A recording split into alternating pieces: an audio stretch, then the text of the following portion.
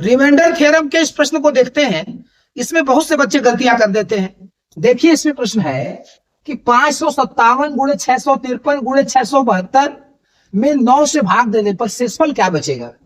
तो याद देखिए पहले कंसेप्ट ये होता है कि किसी संख्या में 9 से भाग देने पर वही शेष बचेगा जो उस संख्या के अंकों के योग में 9 से भाग देने पर शेष बचता है। एक बार फिर से देख लीजिए, किसी संख्या में 9 से भाग देने पर वही शेष बचेगा जो संख्या के अंकों के योग में 9 से भाग देने पर शेष बचता है। यानी हम लोग पहले अलग अलग भाग देंगे 9 से, इसमें भी भाग देंगे, इसमें भी भाग देंगे, इसमें भी भाग देंगे। तो 557 में 9 से भाग दीजिए, कितना शेष बचेगा। अंकों को जोड़ दीजिए, 5 5 10 10 17, 17 में 9 से भाग देंगे तो 9 एकम 9, 8 शेष बचेगा। अब ये देखिए 653 में 9 से भाग दीजिए, क्या शेष बचेगा। तो पहले अंकों को जोड़िए, 5 3 8 6 14, ये हो गया 14।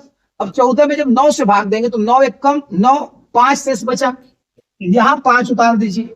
अब 672 में 9 से भाग दीजिए, क्या शेष बचेगा। तो अंकों को जोड़िए, 7 2 9 6 15, 15 में 9 से भाग देंगे, एक बार जाएगा, 9 6 15, 6 शेष बचा।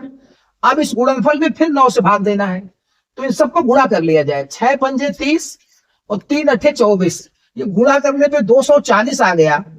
अब 240 में फिर 9 से भाग दे देंगे, तो 9 से भाग देंगे तो 9 दूना 18, 6 24, अभी हो गया 60।